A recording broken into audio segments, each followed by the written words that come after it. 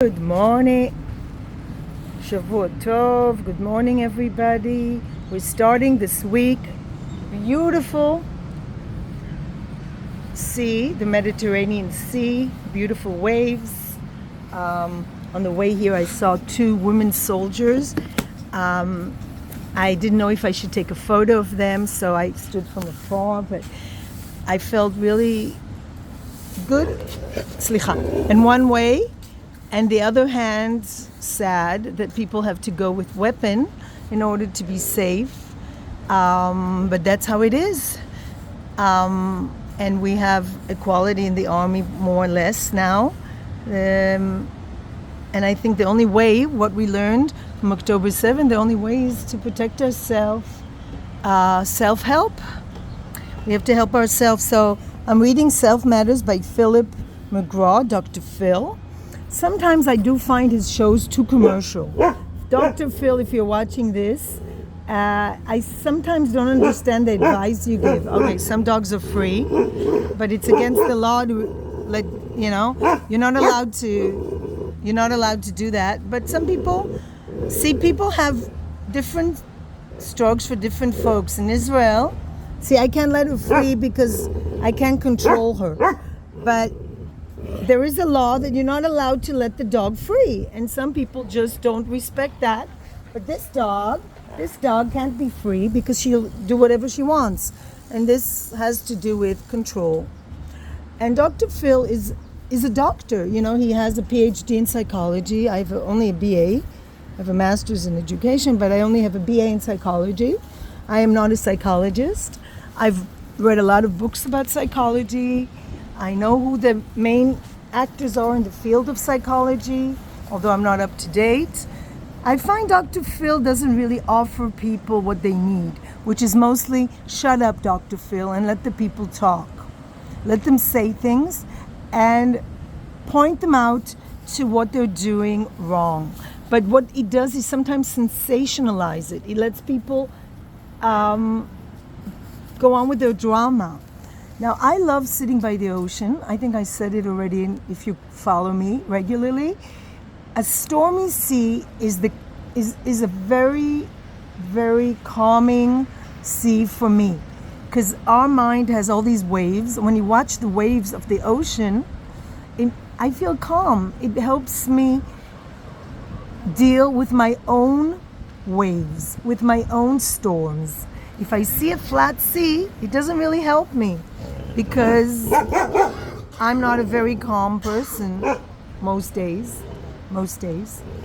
And when I see a stormy sea, it reminds me of my own ups and downs, my own turmoil.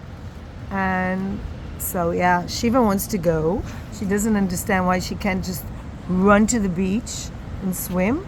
But unfortunately, there are laws, and if I was to do that, I would be in trouble. Mostly because she doesn't come back. See, if you have a dog and it's trained, I don't think they really make such a big deal out of it. So getting back to the book, it's an old book. It was published in 2001, which is a very long time ago. But still, I like what it deals with. Self Matters, creating your life from inside out. Because a lot of times, I tend to look at things from the outside, inside, and not focus on my bindi. Shiva, right?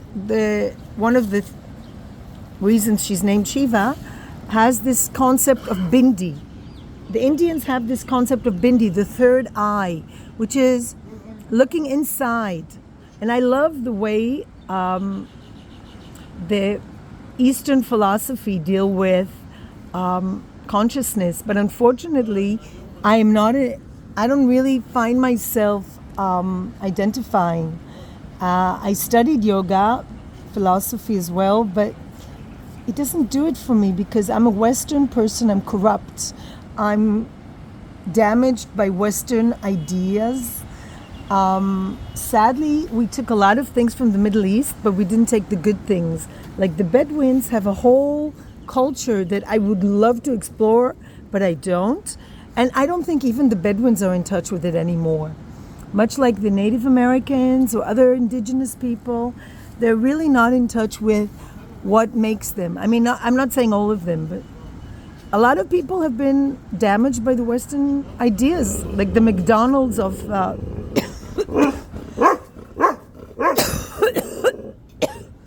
see, she's my guard dog. She doesn't let anybody get near me. Every woman needs weapon in our society. We're not safe as women anywhere, really. So some people have a gun, some people have a dog, and some people learn self-defense, or some people run fast. I don't know. Getting back to the idea of creating your life from inside out, that's an Eastern idea. And let's look at the chapters, because when I look at a book, I look at the chapters, and that's what you should do when you meet a person, which I never. What if he brings in his own life, which I like, defining the authentic self, your self-concept, 10 defining moments, your 7 critical choices, your 5 pivotal people, introducing internal factors, locus of control, hits right home, internal dialogue, labels, life scripts, introducing the 5 steps action plan, putting the plan to work, sabotage. These are all wonderful topics. Let me see a quote. The life which is unexamined is not worth living. Plato. I think most people live lives that are unexamined.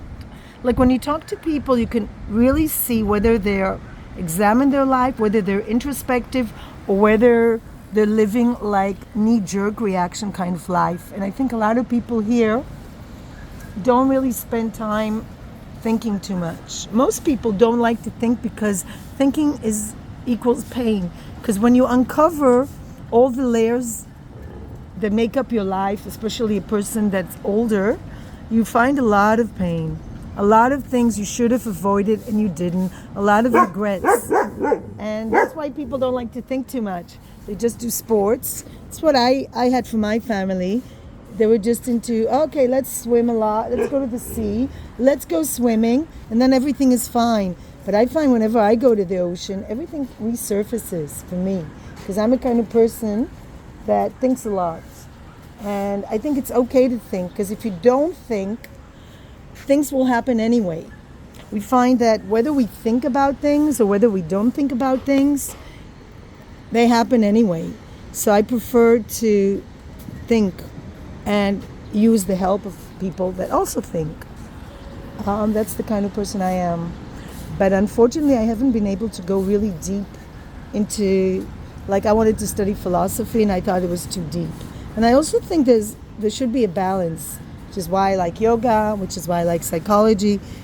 I think my goal is to find a balance between thinking and feeling, between thinking and doing, between the various capacities of life, between interacting with others and being with yourself.